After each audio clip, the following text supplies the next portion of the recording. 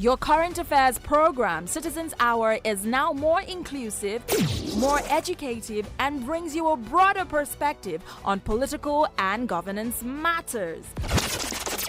This quarter on Citizens Hour, we spotlight issues on democracy, civic education, women and youth participation in governance, and other policy issues. Every Saturday, starting at 10 a.m. and a repeat broadcast at 6 p.m. on West Africa Democracy Radio, 94.9 FM, Dakar. Also, don't miss our special monthly debate, which comes up every last Saturday of the month on trending political and governance issues in the sub-region. Citizens Hour on West Africa Democracy Radio. It's your time to speak.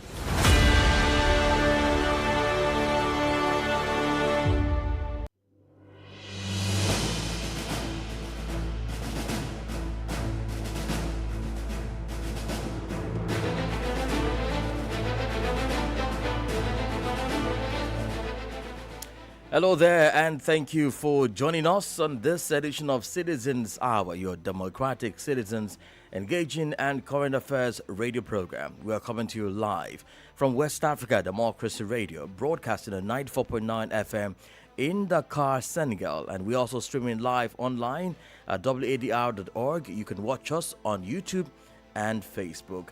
Citizens Hour comes to you live every Saturday at 10:30 a.m. here in Dakar and 11:30 a.m. in Abuja, bringing you more engaging conversation. I am Imo Edet here in Dakar, and I do have my colleague Usman Mar in Abuja, Nigeria's capital, co-anchoring the program. Usman. Indeed, Imo, thank you. We sincerely thank our listeners for staying with us, of course, on this edition of Citizens Hour, where we bring you conversations that center on accountability, justice, and the voices of ordinary people, most importantly. Now, on today's program, our discussion takes us to the intersection of global geopolitics and local survival. Our first topic examines the escalating U.S Iran-Israel conflict. While the missiles fly in the Middle East, the shockwaves are felt here in Africa. We ask, how will these conflicts affect African economies, from rising fuel prices to disrupted trade routes? Imo. Meanwhile, our second discussion shifts. You can be part of this conversation by dropping a message in the comment section. Well, let's bring aboard our guest for this first part. Usman, you may do the introduction. Of course, joining us for the topic number one that we'll be looking at today is Hubert Kabasu Baba Katulundi. I hope I got that correctly. He is an independent analyst of African politics. Of course, we are also being joined by Dr. Donatius Pathera. He is a renowned international economist. Welcome to the program, gentlemen. Thank you very much. Indeed, it's good to have you both. Thank you, Mr. Donatius. All right, let me start with Mr. Katulundi. I mean, when we see tensions rise between world powers like the U.S., Iran, and Israel, African nations often feel the grass that suffers, when elephants fight. Specifically, regarding energy and food security, how immediate is the threat to African stability?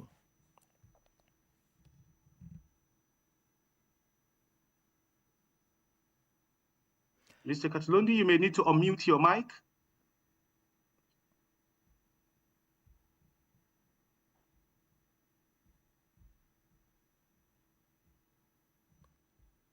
Are you there, Mr. Katulundi?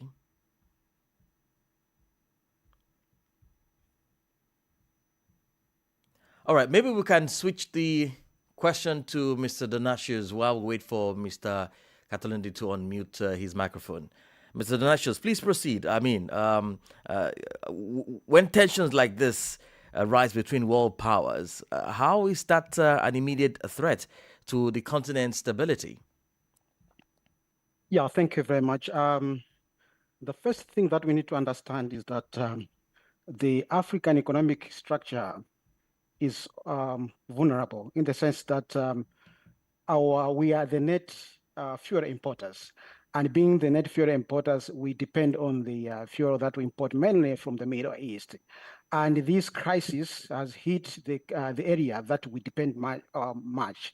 And because of that, our dependency on such areas, such environments, have got a very big impact because we, as net importers, that means the rising oil prices directly increase our import bills. So we spend more when there is this kind of crisis. At the same time, when you look at our the global aspects or global financial markets that we have our haven area that we have now. When there's conflicts, it means a lot of people are now keeping a lot of dollars. They will be keeping a lot of dollars and of gold. That is also going to affect Africa. Now, looking at how the impact now, as of now, what will be the biggest impact, especially in Africa? The critical aspect here is now that definitely the fuel prices will go up. And because of the fuel prices will go up, all the prices that are in Africa, in most countries in Africa, will be affected. And then we also have another global supply. The supply chain will also be affected. And because of that, lack of dependence, where as Africa failed to make sure that we have our own resources, energy resources, this is going to hit us very hard.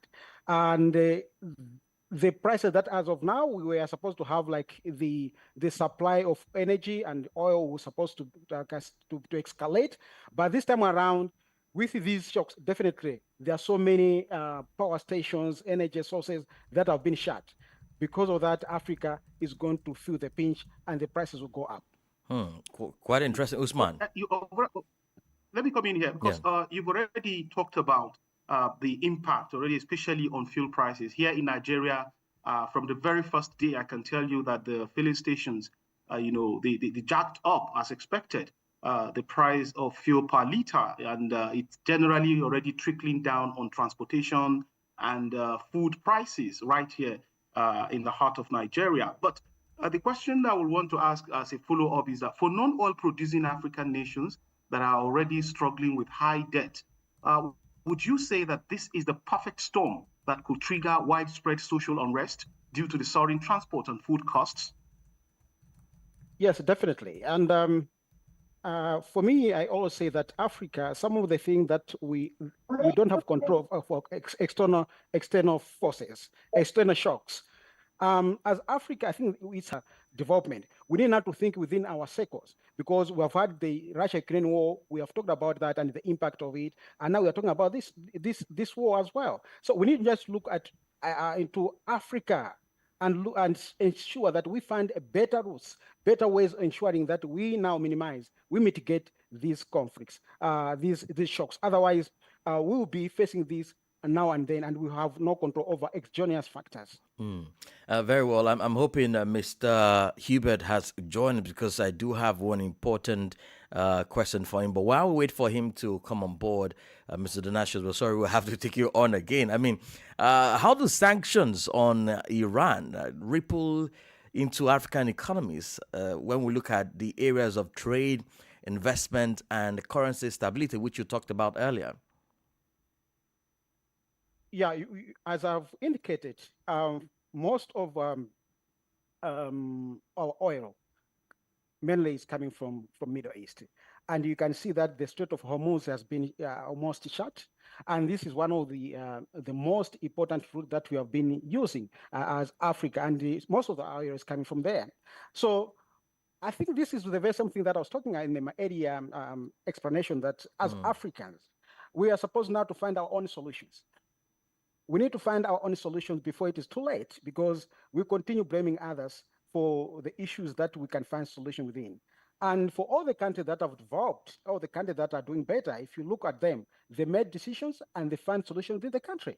I'm not saying that we cannot borrow from other countries. We cannot take something from other countries, but we need to contextualize our situations and find solutions. Otherwise, the more we postpone the thinking of Africa, the more we are hit by such crisis. So Iran, being a country, because Iran is connected to other countries, and it is one of the best routes in where energy, the issues of oil is mainly almost the center where we have been using as Africa, and the Middle East is also affected totally. You can see that almost all the countries in the Middle East are affected. So it means the supply, each country that is connected with Iran, closer to Iran, is also highly affected. So all the sanctions it means of Iran is also affecting Africa because we are directly connected in the global supply. Mr. Donatius, you talked about independence. I mean, this is one issue we have been clamoring for, or we've talked about in different fora. Even at the AU summit, it was still part of what was discussed. When will Africa realize that it's time to get off those hooks from the Western world and stand on its own, so that issues like what is happening in the Middle East doesn't affect us in terms of we having our own infrastructure to refine our crude oil, having the large farms to feed half of the continent's population. When would we have that say to say yes, Africa is truly independent? What I can say is that this is the thing that all Africans need to understand. Development is not a gift. Development is never transmitted. Development is a decision that you make. As a continent, we didn't make a decision. When you make a decision to do something else that is right for Africa, we can move. Otherwise, the way we do things, I think it's more rhetoric in nature. We have had this kind of discussion for a long time, as I've said, in different fora. But the issue of making a right decision on how we can make sure that we are independent is what now getting out of hand. And maybe we are not interested on these issues. That's why we are having these problems. Anything that is happening outside Africa, we are easily affected because we are failing to make decisions as a continent. Well, Mr. Hubert, I want to be sure. Yeah, sorry, Usman, go ahead. Okay, I wanted to check if, of course, other guest is around, but obviously he's not here yet. So, of course, you have to bear with us, Mr. Dolecios, because you are raising some very fundamental issues. At WADR, we always want to look at issues as they affect, especially the citizenry of the different countries that make up the sub-region. And part of the issues you've touched is the lack of preparedness of the African countries, in order to be able to stand on their own, to withstand, some of these shockwaves that are not their own making, but nonetheless, they have to suffer it. And the follow-up question I want to ask, in this regard, is from what you have said, as the U.S. and its allies are now channeling their finances and resources towards the Middle East, especially U.S. supporting Israel and now calling on European nations and other global powers to join. Do you foresee a significant aid fatigue? Because, like you said, most of African countries still rely majorly on aid. So, with their resources going in the direction of funding the war, do you foresee aid fatigue or a reduction in the developmental grants for African agricultural and climate programs, such as those that are overseen by the Food and Agricultural Organization? I already foresaw that since some years back. And there have been so many traits to see that there's already aid fatigue. And we are supposed to understand that these countries as well, they're also facing their own problems. They've got their own issues that they need to take care of. And you can see with this geopolitics, most of the countries will be investing a lot in the security because it looks like no one is tracking the other. So we need to find our own ways on how we can ensure that we can survive as a continent, because you cannot be complaining of aid when we have got our own resources. Because I don't think God made a mistake to say, Africa, you will be deprived of this. We have got these resources. And most of the resources that these countries in the West, they are proud of, they are being extracted from Africa. The question is, why are we not using our own resources to make Africa better? That's the fundamental question. All right. At this stage, I want to welcome on board Mr. Hubert Kabasu Babu Katulondi. He has joined us now, I want to believe. Good morning and welcome. Yeah, good morning. How are you? It's good to have you, Mr. Hubert. Very well. You had Imo worried a little while ago when you haven't joined. I was struggling with the network, but I guess now it's all right. Oh, great to have you here. All right, Imo. Yes, so welcome on board, Mr. Hubert, and it's so good to have you. I mean, this is your field. I would like to hear, first of all, your take on this war and how African countries are already, feeling the pinch from that war, starting from countries like Guinea already having a few shortages. In Nigeria, there's words flying up and down.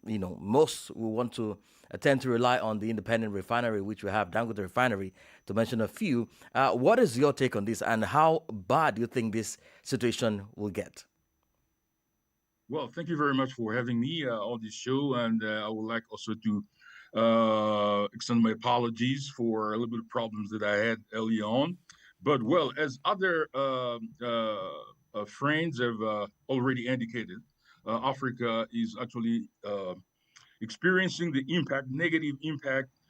Although there are some folks spoke about some relative significant benefit that countries such as Nigeria could gain from this war in terms of the increase in the price of petrol or oil. We call it in South Africa petrol oil, where the barrel has already jumped to the 83 to $84 as of today. And even in South Africa here, there are already talks of a price increase of the product of petrol at the gas stations. But also in terms of the disruption, rather, of the several chains of economic supplies in terms of transportation, logistics, and so on and so forth. And this really indicate that Africa is still, in terms of the paradigm of economic global or geo-economic dependence of Africa to the global economics or economy. It indicates the dangerous vulnerability and weaknesses of African economies in terms of their dependence on crude oil supply, but also in terms of dependence on exports, because in terms of export, the cost of transportation will be higher since shipping will be disrupted and the logistics will be also disrupted. Very well. All right. Okay. Yes, Usman, just to follow up to that, Mr. Donatius did mention a point when he was rounding up before you came on board, Mr. Hubert, and I would like to throw the follow-up question at you. He talked about Africa failing to use its resources to develop the continent, and I would like to ask, do you have an idea why and what is stopping the continent from making use of its resources to develop the entire region? I think it's a complex. Obviously, it's a complex problematic. If you read it from the perspective of the Nobel Prize economy Nobel Prize Professor James Robinson in his bestseller "Why Nations Fail," it is, as I said, a problem that is a lot of complex contours. But one of the key explanations or one of the key causes is what I conceptualize as a deficit of political ingenuity in terms not only because Africans are very good at posing diagnostics, imperialism, capitalism, etc., but many countries in Africa, many presidents in particular, because let's not forget that key pillars of country development are the president, because they are the ultimate bearer of authority and powers in terms of the policy process.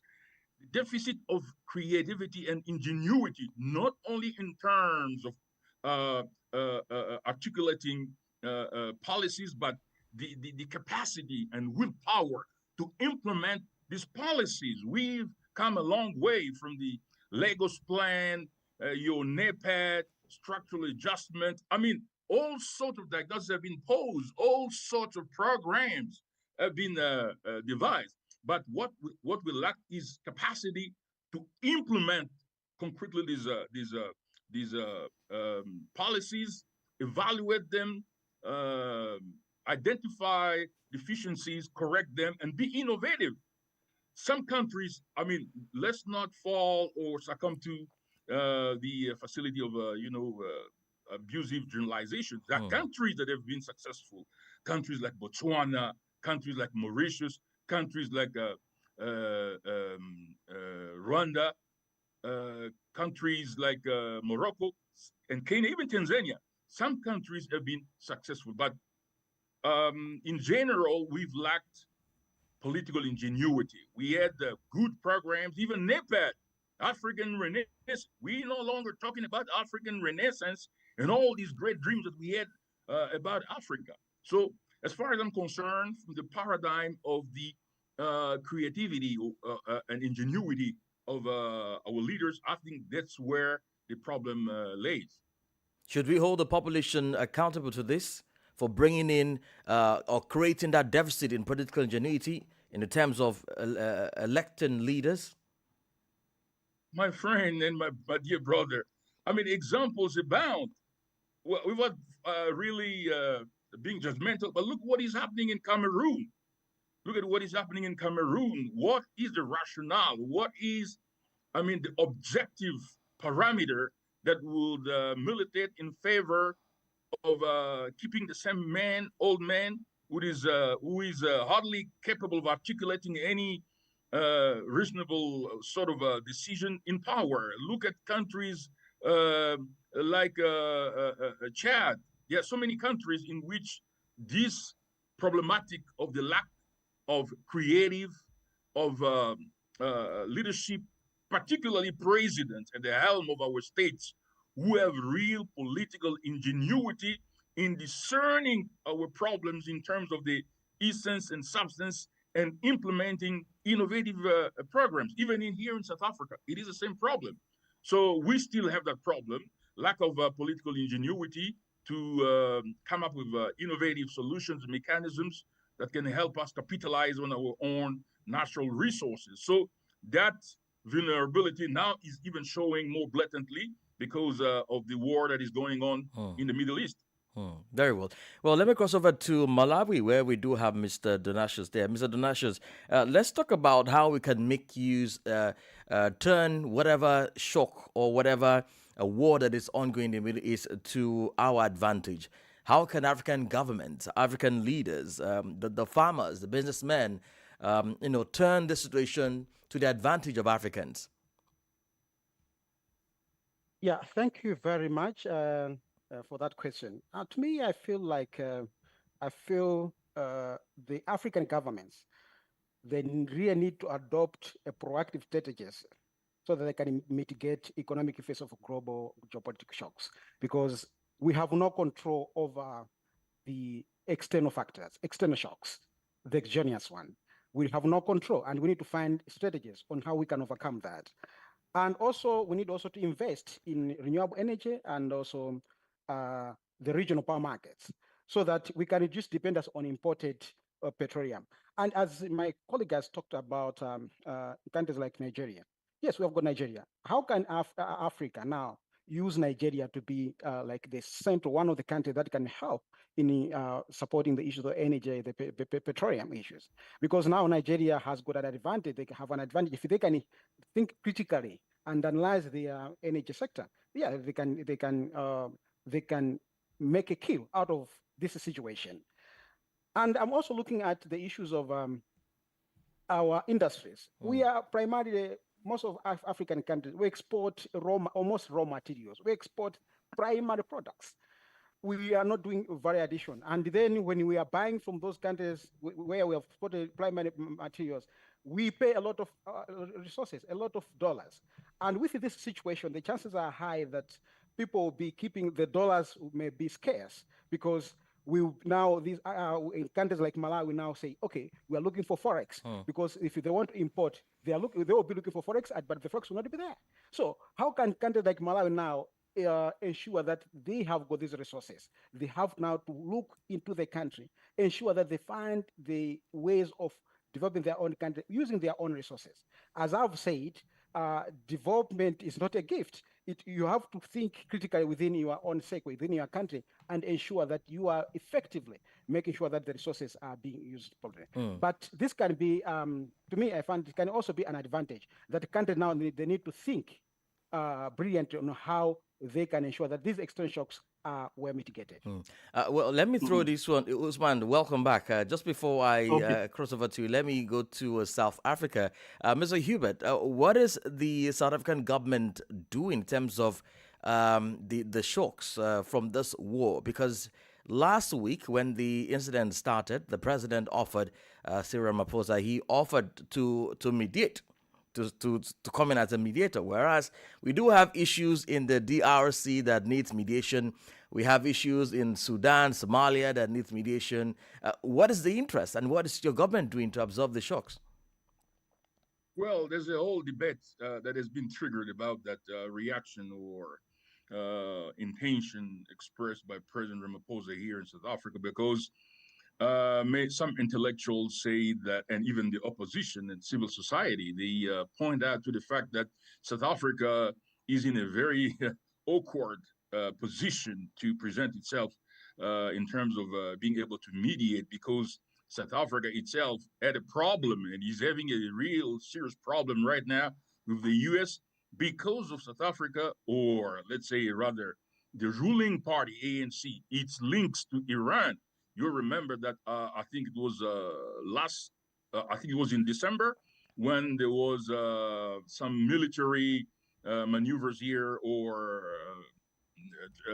operations in Cape Town, and there was a real problem between the presidency and the commander of the naval force of South African army because an Iranian military ship was involved in the operation. It created a big situation here. In addition to that, there was the chief of staff of the South African Army last year who paid a visit and authorized visit to Iran. So South Africa is in a very awkward position, really, to offer its mediation into this conflict in the Middle East involving the bloc of U.S. and Israel against Iran. And also on top of that, there are still tensions between the White House and the government of South Africa. So South Africa is in a very difficult, complicated situation in terms of trying to propose or offer mediation. And South Africa has also a problem because it tried in a manner that was not properly analyzed to intervene, send troops to Eastern DRC, and these troops were defeated by the M23 M23, and rebels. many South African soldiers died. And South Africa, even now, thirdly, is talking about withdrawing some of the troops that were part of the MONUSCO UN contingent in Eastern DRC.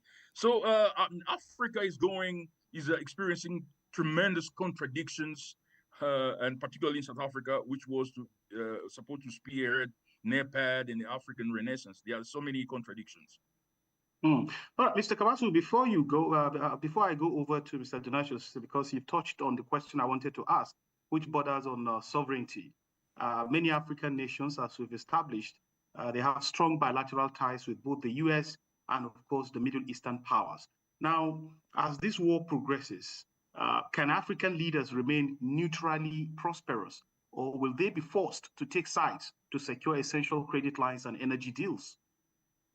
Obviously, there are tensions because now there are different trends or patterns in terms of particular relationships between states, or rather ruling establishments, in terms of the ideological alignment, in terms of the political persuasions. You'll find for example, the DRC government now is more in sort of a tandem association with the White House and the conservative establishment in the U.S., while South Africa, for example, is with its ruling establishment, party, ANC, more leftist, more pro Palestinians and Iran.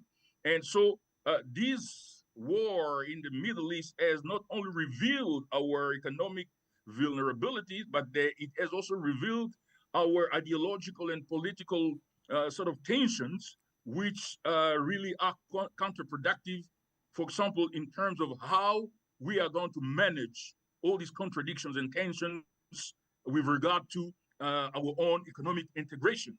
So this war has shown that contradiction, and it has also amplified, or it has a potential to amplify difficulties to hinder our own economic integrations, because ruling establishment, ruling oligarchies have got diametrically opposed ideological and political persuasions and positions and sensibilities. So,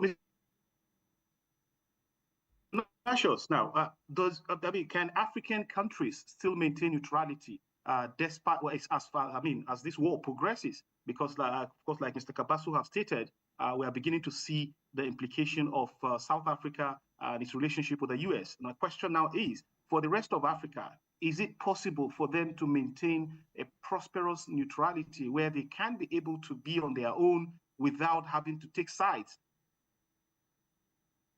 as we saw in the First and Second World War? Mr. Donatius.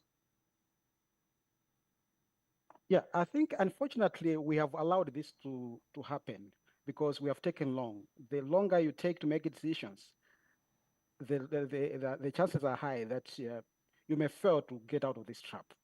I think since the establishment of the African Union, I think we have been touting of the African independence, and now failing to make those decisions, it gave opportunity for the Westerners to take advantage of us, and they have crippled us in terms of our thinking, in terms of our directions. Now, in terms of neutrality, the chances, I can say, they are slim in the sense that most of African countries, we are dependent on aid now, as we have already indicated. Now, our dependence on aid and also grant from other countries in Western countries is making us now fail to make decisions on how we can be neutral and how we can advance our development agenda. And this now will be the thing that the African Union and even the African government should think. How would you come out of this yoke? Because the first thing that we need to understand is now, how do we make sure that we are economically independent? If you are economically independent, the chances are high that you can come out of such dilemma. But as it is, there are so many chances that most countries will not be neutral. Let me come in. Let me come in, Usman. Just before you take on that, I mean, who do you think will suffer more by the time if this conflict continues or escalates beyond the Middle East? Mr. Donatius, this is for you. Is it the small business holder or the big business owners? To me, I feel like the small business owners.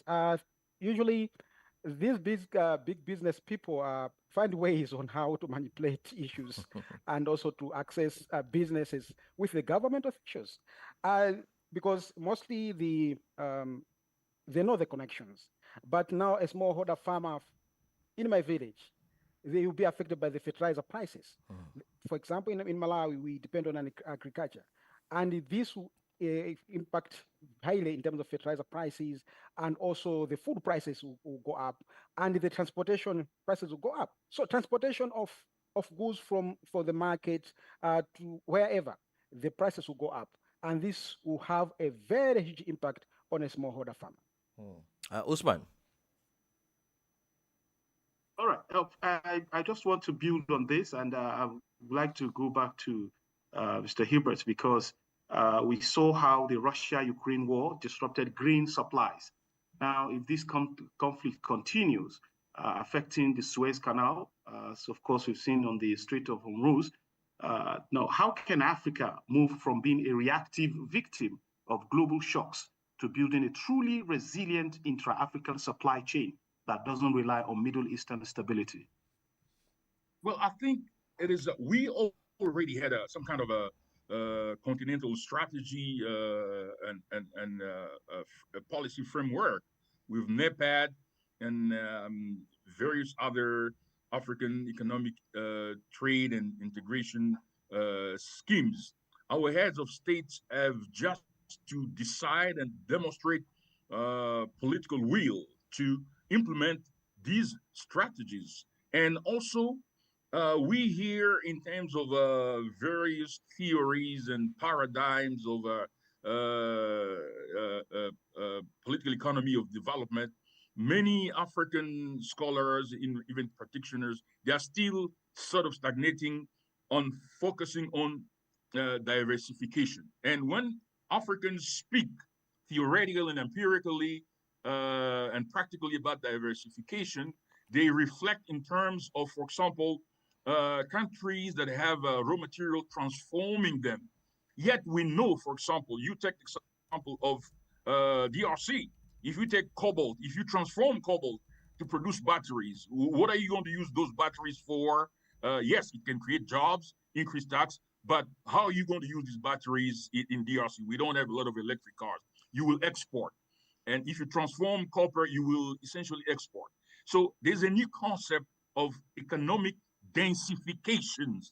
Africans need to get embarked on the scheme of a program, innovative program of economic densification. Build more industries in the economic unit which respond to internal domestic demand.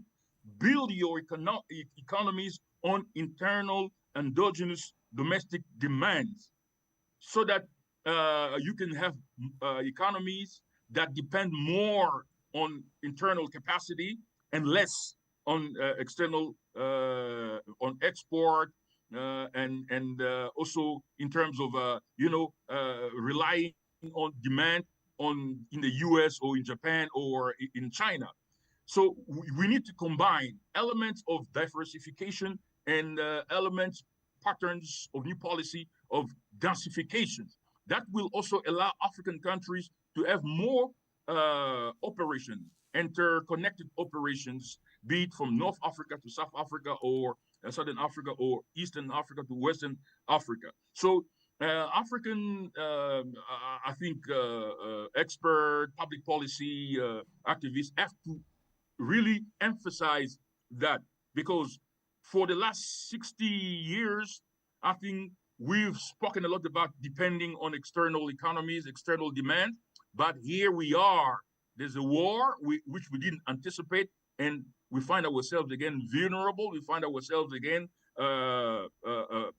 being exposed to the dangers of inflation and reduced purchasing power, which will lead. Some experts are actually talking about the possibility that if this war continues, inflation, high prices of transportation and oil product can lead to social unrest and political instability. That may be very serious. Well, let me cross over to Mr. Donatius. Just a follow-up question. Actually, a question from one of our listeners who sent in a message. I think you may have addresses, but just for the sake of the listener who did the trouble of writing us, and he's saying that what long-term reforms in African economies and food systems are necessary to reduce dependency on volatile global markets. Let me take that question again. This listener says, what long-term reforms in African economies and food systems are necessary to reduce dependency on volatile global markets? Mr. Donatius, this question was directed to you. Please proceed.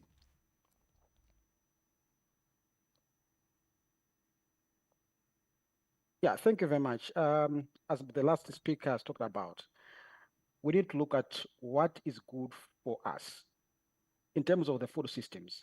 What is good for Kenya? What is good for South Africa? What is good for Malawi? And then we build based on what we have. So as he has talked about, I think that theory, I never wanted to mention that theory, but he had just mentioned it's quite exciting in terms of now identification, where we are looking at doing things best for your country first. And then we look into the food systems, like I think this has been the issue which the United Nations have been advocating. Now we need to look into for issues of, for example, fertilizer. We have been using chemical fertilizer for a long time. But if you can see that chemical fertilizer is mostly imported in most African countries, and it's imported mostly from these countries like in the Middle East, Ukraine, sometimes in Ukraine, there's also in Ukraine. So it means we are spending a lot of resources, a lot of forex to import fertilizer. And when it comes on the market, it's very expensive. And then there's evidence that even the chemical fertilizer also has got an impact. It's also affecting productivity, our soil health issues. Now, as Africa, now we need to see how we can improve our productivity. Now, we have got now issues of advocating for organic fertilizer, ensuring that the soil health is also improved. So in the long term, we need also to ensure that much as we are looking at the issue of now increasing productivity, we have also to look at the issues of soil health. Soil health is very critical because in the long run, we also need that soil because all the things that we are planting in that soil. And then issues of productivity. How do we increase the issues of productivity in terms of production? We need also to understand each country's policies on how we can ensure that which areas we need to concentrate. In terms of food production, in terms of also diversification, which we have been talking about in terms of the cash crops, the commercial production.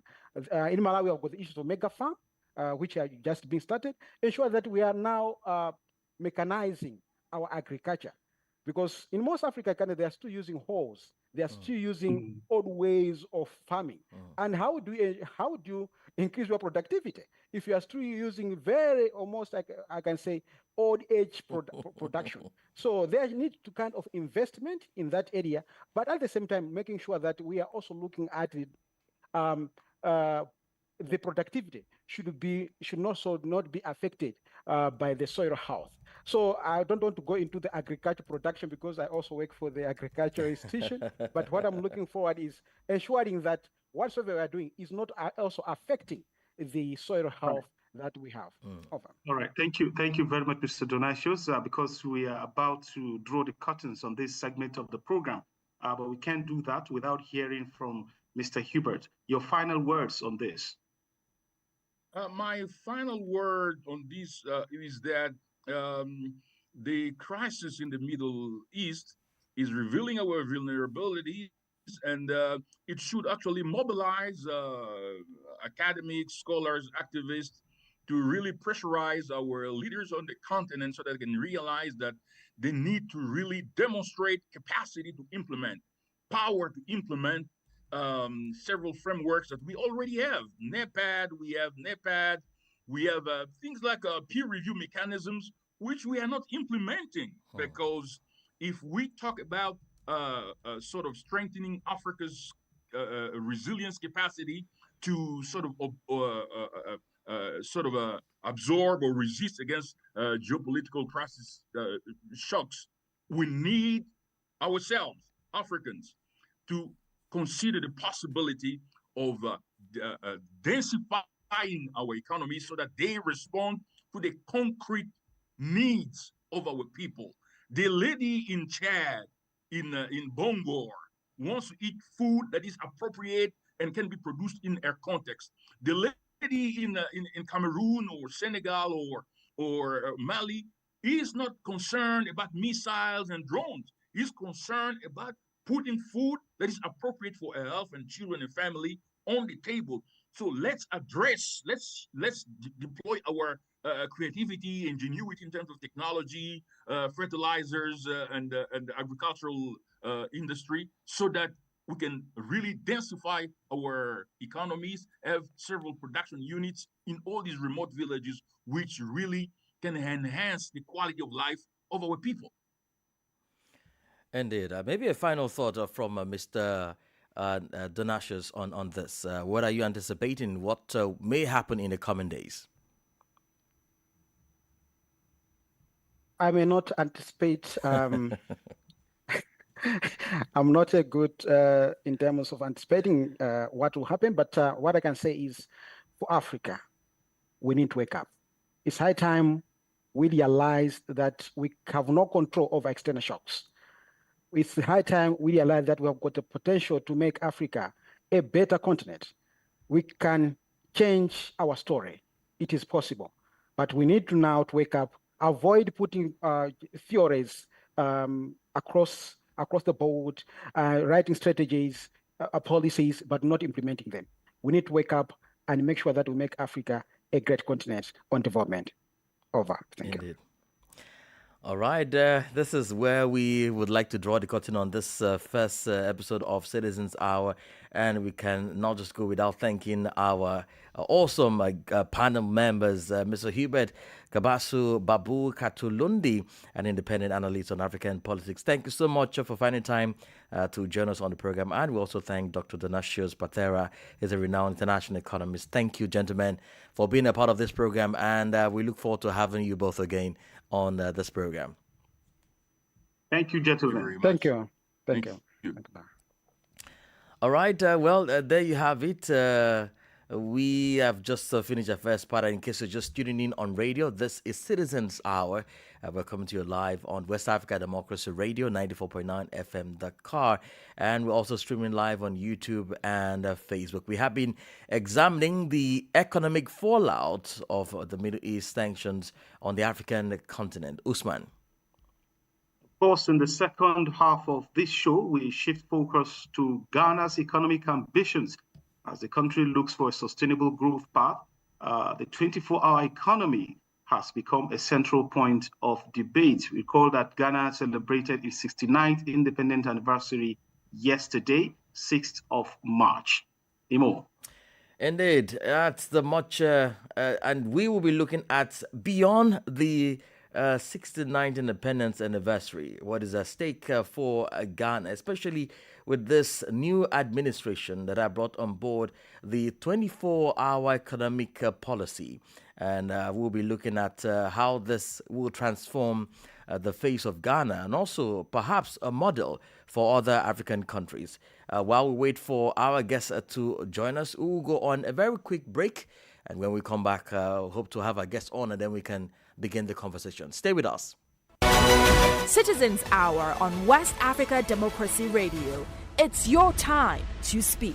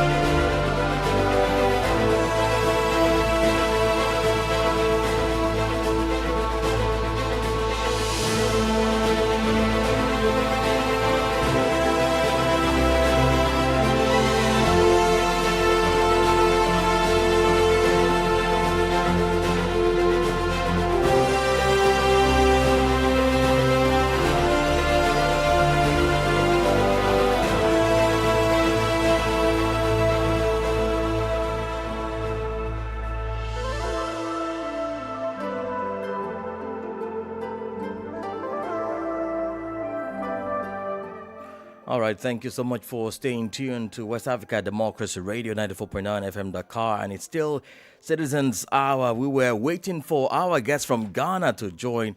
And fortunately, we do have Godwin Mahama Yama joining us to look at the issues of the 24-hour economy. While we wait for Mr. Miracle from the NPP to join, we will start off with Mr. Godwin. Mr. Godwin, thank you so much for finding time to join us on the program, and welcome. Thank you so much, my brother. Well, it's good to have you. Yeah, good to have you too. I think this is my first time. Yeah, It's good to have you join us, Mr. Godwin. Thank you so much. All the way from Nigeria and the rest of West Africa, we say Happy Independence Day in arrears. Thank you so much. So as we can all witness, Ghana is celebrating its 69th anniversary of independence. It's really a privilege to be 69 years after Ghana gained independence. And we are actually exhibiting our heritage, culture, and pride. I wish you were around to come and witness yourself. It's rather unfortunate you are far. All right. Of course, West Africa Democracy Radio followed through, and we, of course, saw the sounds and sights. Very colorful, very beautiful. Congratulations. We actually have rich culture. All right. And we always invite. Ghana is very hospitable.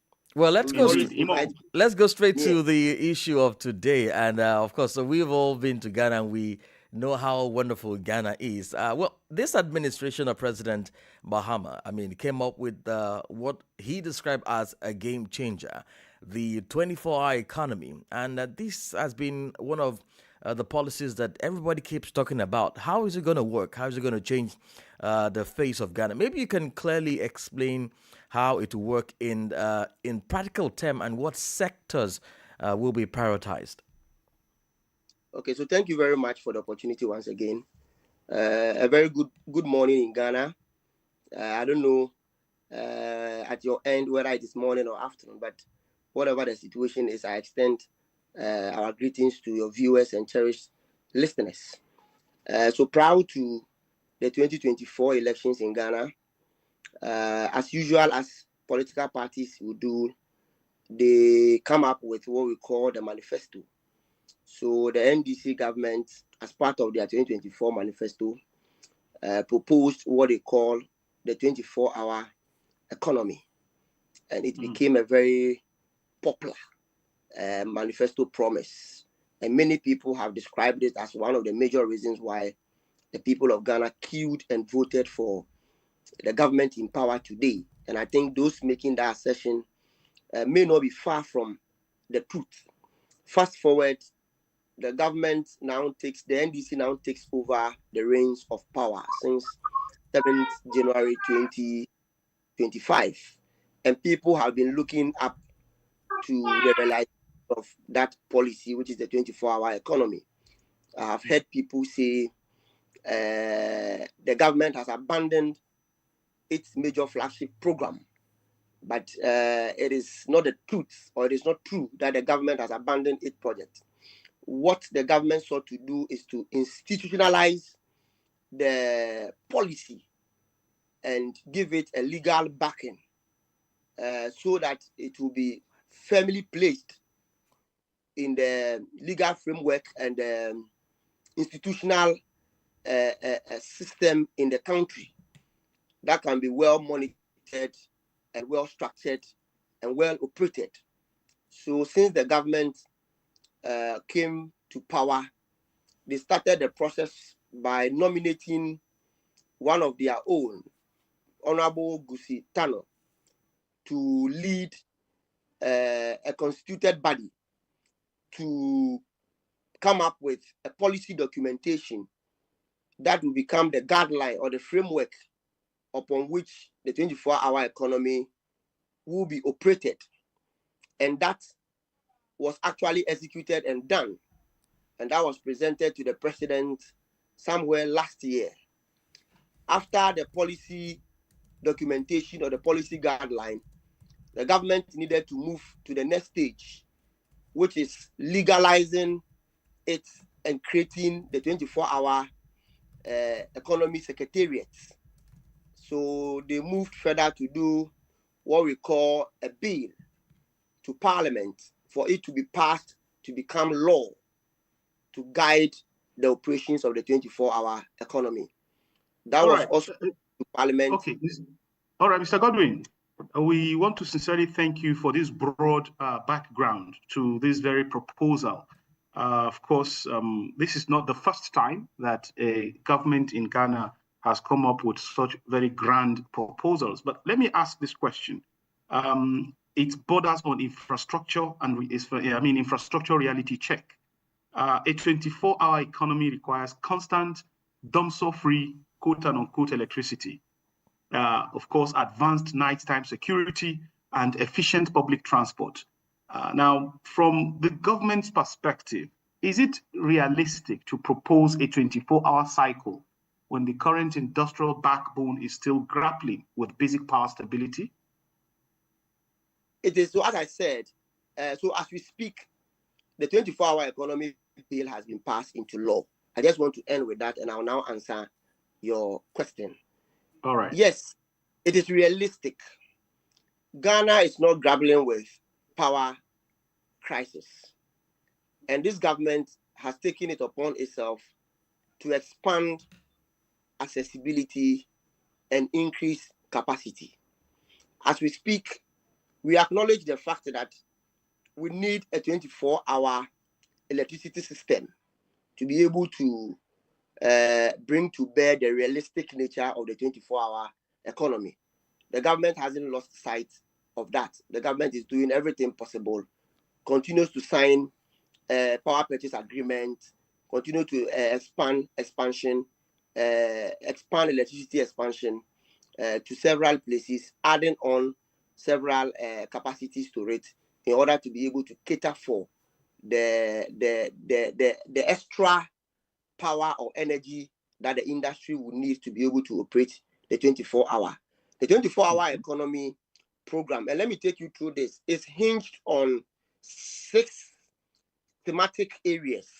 So we have the Grow 24, we have the Make 24, we have the Build 24, we have the Show 24, we have Connect 24, we have Fund 24, we have Aspire 24, and the Goal 24. So the whole 24-hour economy policy is hinged on this these 8 thematic areas. Rather, it is 8 thematic areas, as I earlier on mentioned. And all of these touches base on all the facets of Ghana's economy, which include the electricity aspect that he spoke about. Security is equally key because there are some industries, for instance, as the downstream petroleum industry led by its regulator, MPA, have started some engagement with the downstream players to make sure that they run 24-hour economy. Obviously, they will need a 24-hour security to be able to protect their activities, because if that is not done and they feel insecure, it wouldn't matter the investment you make into the policy. People will be scared and they'll fear for their lives. Definitely. So the government is seriously taking into account the security nature of the country and to be able to protect businesses and individuals. It is not only left with the businesses or the industries, but the citizens that also goes to those industries to exercise their responsibility by working to make sure that the economy grows. They equally need to be protected. So there must be Mr. Godwin, let me come in here, please, if you don't mind. I mean, during the administration of former President Nana Akufo-Addo, I mean, policies like free SHS and industrialization initiatives, were set to create opportunities. I mean, how do you compare those efforts with the current 24-hour economy proposal? So the governance, as we all know, is a continuous event. It doesn't truncate at a point in time. That is why on the very time one government or one president is leaving, the other takes over, so that there will not be any a truncation to cause any insecurity or national security threat. So as I said, as governance is a continuous process, everything that all previous administrations have done, be it one district, one factory, one village, one dam, free SHS, this 24-hour economy is geared towards value addition to strengthen Ghana's value addition process, to expand industrialization, and to also create jobs for the teeming youth that are yearning for jobs. When you talk about jobs, Mr. Godwin, I mean, realistically now, how many and what are the time frame for this job creation? Job creation is a continuous process. Day in, day out, government continue to enroll qualified individuals into employment status, and that is usually done by the government agencies and the private industries. The president, reading his SONA, the State of the Nation address, made it clear that as of 2025, the government of Ghana had employed 1 million youth of this country. So employment is a continuous process. Day in and day out, we employ new people.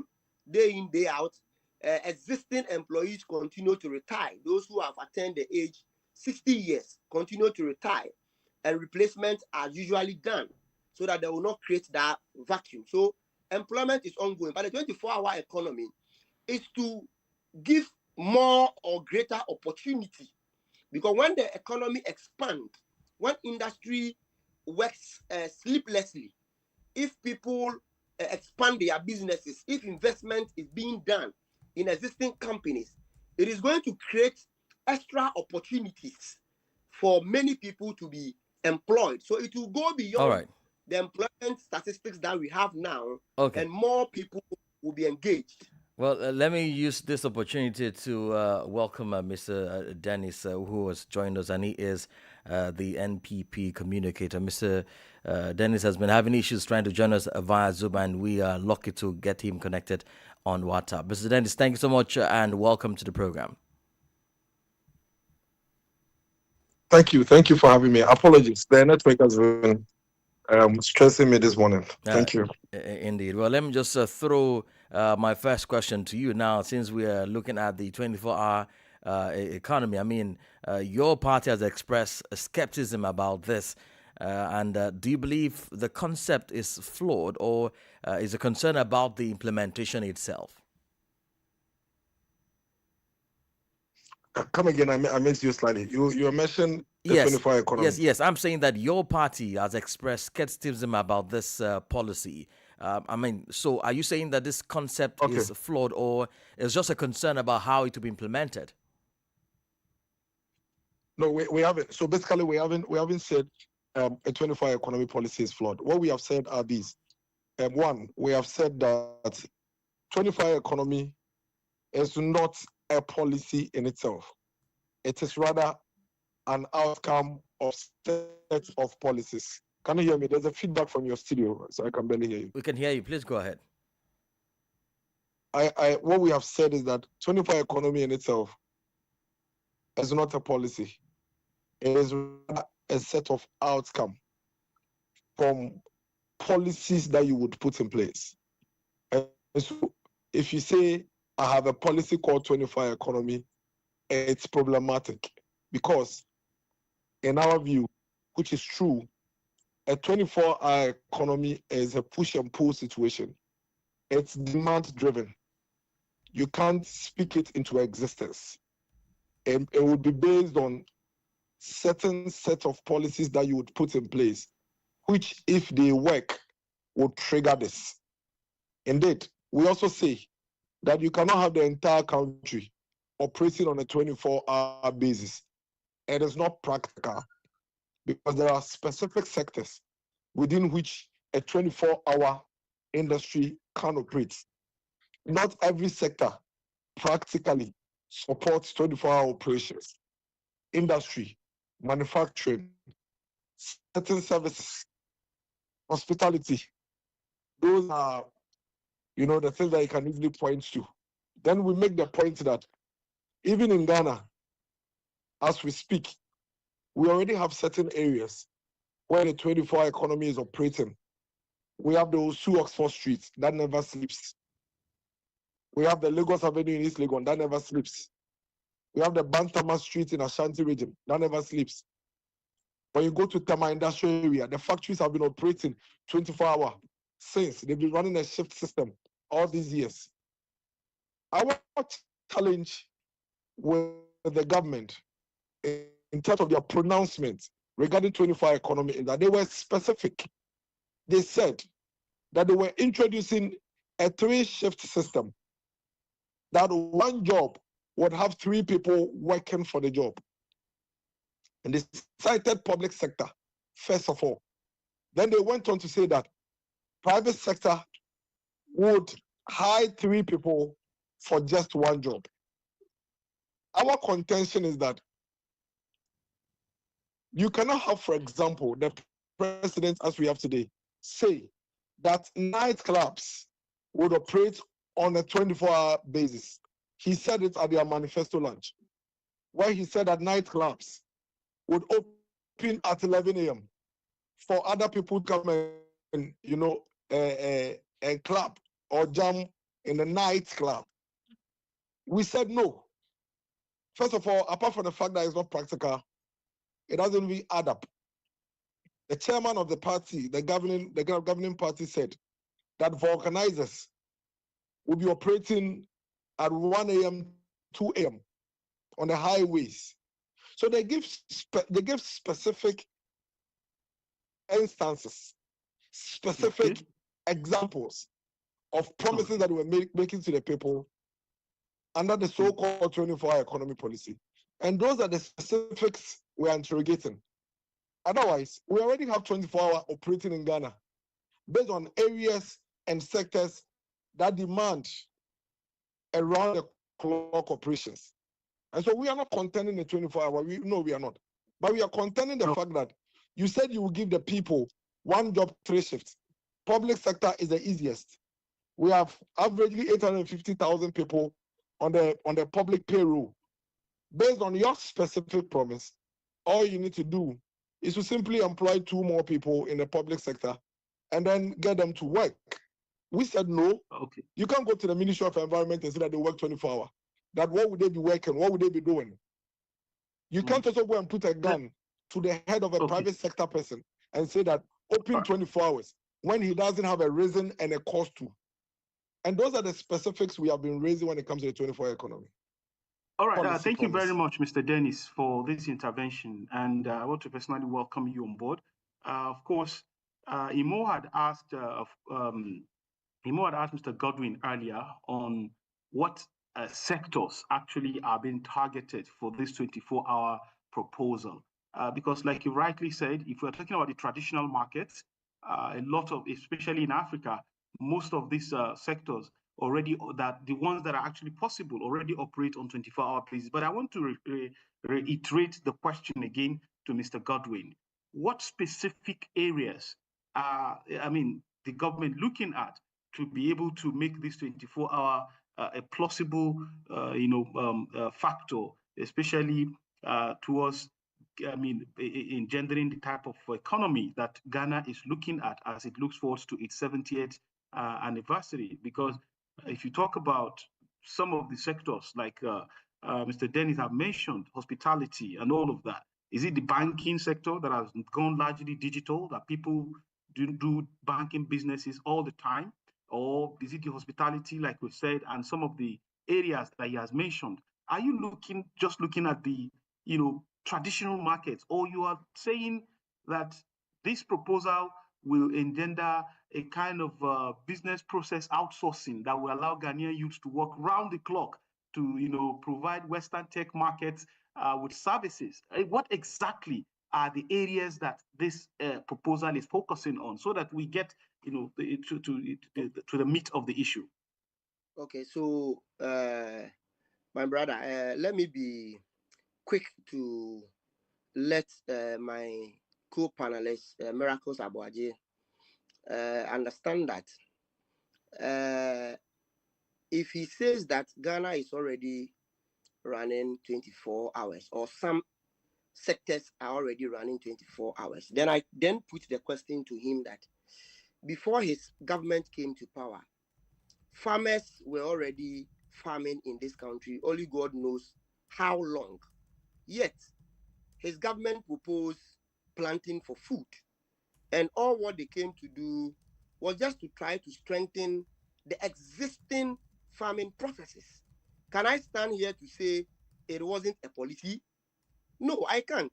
Because a policy will either introduce something new, or a policy will either strengthen or expand existing activities. So I don't understand the analogy to say that because some areas are already running 24 hours, nobody can propose a policy to say he wants to run 24 hours in addition to what is already existing. Because I can mention several policies that they gave whilst it was already existing. The second point, yeah, it is true that we said public sector is going to run 24 hours. But what he has refused to understand or recollect is that we said not all the public sectors are going to run 24 hours. Those that when we assessed and realizes that it will be feasible for them to run 24 hours, they do. So for instance, as we speak, DVLA has announced a 24-hour services in all their regional offices.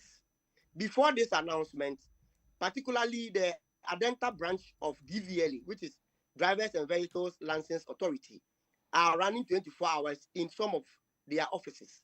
As we speak, the Port and Harbors, which is GAPOA, is running 24 hours.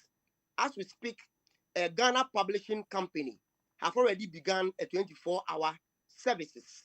As we speak, ADB, Agri Development Bank, particularly their branch at the port, due to the 24-hour operations at the port, have also decided to start 24-hour banking at the port. And these are all governmental agencies. So we are going to expand it and enroll other public institutions that when we realize that it is feasible for them to run 24 hours, we do. Then he says 24-hour economy is not a policy. For that, I don't want to go into it that much because he has his own understanding of what a policy is. But in the vein and in the understanding of the NDC, the 24-hour economy policy remains a policy and a solid policy, of course. The 24-hour economy is going to focus on the production sector, the industry, the hospitality, agriculture, and other areas. So as I earlier on said, it is true that others may be running 24 hours already, but a governmental policy is to bring in initiatives to expand the existing operations. So for instance, part of the 24-hour economy is to give the industry some incentives, because it is difficult to run 24-hour economy or 24-hour system when it comes to production costs, electricity costs, water, and other things. Part of the policy is for the government to support those industries in those areas. And as we said, it is not mandatory when it comes to the private sector, because an individual who looks at his or her capacity and feels they can join the policy, you enroll into the policy and you will be entitled to those incentives. The only places where government has the power to force is the public sector. The private sector, the government is putting in structures for it to be attractive for all those individuals, those entrepreneurs, to be attracted by the incentives to come and join the policy. All right, so the policy Mr. Godwin, remains, yes. as I went through, I told you it is hinged on 8 thematic areas, which I took you through. All right. And as I said, as we speak, we have institutionalized it. It is now legally binded that it's supposed to be followed or to follow a certain legal framework. All right, let me cross over to Mr. Miracle. For me to end let me just go through maybe miracles haven't gotten opportunity. Let me cross over to him. Let me cross over to him peruse because the of time. document. Mr. Godwin, just because of time, I would like No problem. yes, I would like Mr. Miracle to respond to some of the questions here. I mean, during the tenure of President Nana Akufo-Addo, e-levy was introduced, and this was removed in this administration. And there also been questions about. I mean, during that administration, it did increase financial pressure on businesses. I mean, how do you respond to claims that those policies slowed economic activities? I missed the point you made, please. If you can. Yes, I was comparing, your administration then and what we have now in terms of the e-levy which was introduced during the then tenure and what we have now being removed. And people were saying that policy during the administration increased financial pressure on businesses. Well, how do you respond to that claim that those policies actually slowed economic activity? Every government has revenue target and expenditure plans, and every government introduces various forms of revenue collections to be able to pursue their policy implementation. Now, the point here is that this government removed e-levy, but they have introduced D-levy. Hey, there's so much noise from your studio. I can barely focus on this. Please continue. This government removed e-levy, but have introduced D-levy. In their view, they prefer to have 1 cedi on every liter of fuel as a revenue head for the Ghanaian citizen than to have the Ghanaian citizen pay a certain percentage when they undertake an electronic transaction. It's all fair and square. Another government may come and remove the D-levy that this government has introduced, but they also introduce another revenue head. Ultimately, governments upon governments have different forms of revenue mobilization towards the expenditure plans that they have. And so for me, I don't think it's even an issue here. We do not believe that a D-levy or a 1 cedi on every liter of fuel is the way to go. But they think that is the way to go. They also do not think that taxing electronic transactions is the way to go. And so they have removed it. It really doesn't make much of a difference. Ultimately, it's not as if they are not collecting any revenue at all. They have introduced several revenue heads. As we speak, there are traders who are complaining about the new VAT system that has moved some of them from 4% to about 20%. And that's something that we didn't have in the past. So these are all different. I believe that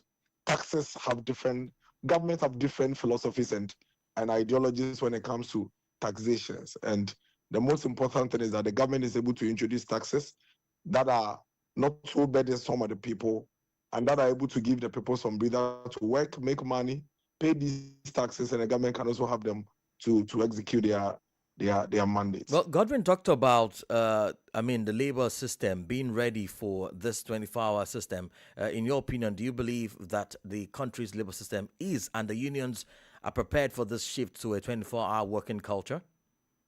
First of all, Gordon keep making that same mistake that party government have been making.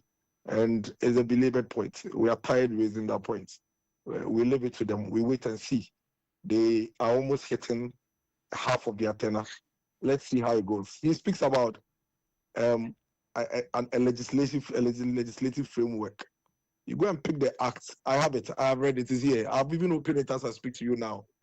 You look at the act and you ask yourself, how is this an enabling act for what the specific promise they made?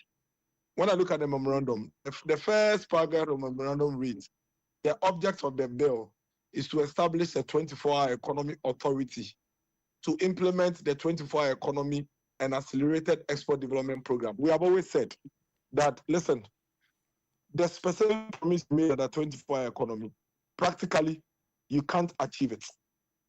What they are doing now is to implement an economic transformation program, which all other governments have had, which are already running under ministries like Ministry of Finance, Ministry of Trade, and others. For example, you don't need to pass an act to set up an authority, only for them to come and grant tax exemptions to private sector. That is something that the Ministry of Trade and the Ministry of Finance does. So if you go and set up an authority for that and you say that is evidence of you implementing a 24-hour economy policy, it's problematic. It also goes to show the understanding of what they themselves are preaching. And it's a belabored point. We don't want to waste time on that anymore. Our view is that 24-hour economy means that you have an economy that doesn't sleep, that operates all around the clock. Governments cannot speak that into existence. What you do is you focus on the specific policy interventions. The specific policy interventions that he speaks of, those are the things we want to be seen in action. When those things are implemented and they work, then such an outcome such an outcome may happen. But the fact that you give a private sector a tax break doesn't mean that necessarily he will operate 24 hours. If he's going to operate 24 hours, it is dependent on his capacity to not be able to produce everything that is consumed in 12 hours. But if he is able to produce everything that is consumed in 12 hours, what would be the sense for him to hire more people to operate 24 hours? He would only do 24 hours when whatever it is that he's operating in 12 hours is not sufficient for the demand available. But if the demand there allows him to produce oil in 8 or 12 hours, then, I mean, the government is basically wasting our time. All right, thank you very much, Mr. Dennis, because we have to round up at this time. We can't do that without giving Mr. Godwin a right of response, which will be his last take on this. If you can do that within the next 60 seconds, we'll really appreciate it. Mr. Godwin. Okay, thank you very much. Anybody that tells you that you don't need a legislation to establish an authority, I just don't understand, because an authority must have some legal backing before it can suffice as an authority. All what I'm saying is that the people of Ghana are confident in this government. It is not by mistake that they queued to vote for the NDC. They actually bought into the manifesto of the NDC, for which they queued and voted for the party. We will not disappoint the people of Ghana. John Dramani Mahama will walk his talk, and so far, so good. All the economic indicators are pointing to the right trajectory. Employment is ongoing as we speak. As of 2024, unemployment rate was around 14.something%. Today, by the Ghana Statistical 7, unemployment rate has reduced to 13.57%. It tells you that the government is looking at all facets of the economy and making sure that the right things are being put in place so that the people of Ghana will have the full benefit for which they queued and voted for the NDC. The last point also is that if for nothing at all, Tema Oil Refinery, where I work as the corporate affairs officer, has been inactive for the past 6 to 7 years. In less than 1 year, the new administration promised to bring it back to operation. And on the 22nd of December 2025, an official announcement was made for the resumption of operations of Tema Oil Refinery. These and many achievements are the things that the NDC government in less than 2 years or in less than 1.5 years have been recording. And I can assure you that before the end of the tenure of the president, we would have executed all our campaign promises. Today, as we speak, the educational sector promises that we made in our manifesto, all has been achieved. And the president, when he went to the parliament to read SONA, State of the Nation Address, made it emphatical to the people of Ghana that all the manifesto promises under education has so far been enrolled. It tells you that we are on the right trajectory. Today, big push. Every sector of the economy experiencing one way or other some development going on under the big push project. So, indeed, Mr. Godwin, we have to go because of time. We have the right government in place, and we are going to deliver as we promised. Indeed. Thank you so very much. Yeah. Godwin Mahama Ayagba, NDC communicator there. And we also had Miracle Abuadje, a former municipal chief executive for Akwapem North, and the NPP communicator who was part of this program. Many thanks, gentlemen, for being a part of the show. Usman. Thank you very much. And that's the much we can take on this edition of the program. Citizens are on West Africa Democracy Radio, 94.9 FM in Dakar. You can find this broadcast and others actually on our website, wadr.org. That is wadr.org, and all our streaming platforms. Thank you for listening, and join us next week. I am Usman Umar. Thank you for your time. And I am Imo Adet. Many thanks for technical and production team. Goodbye.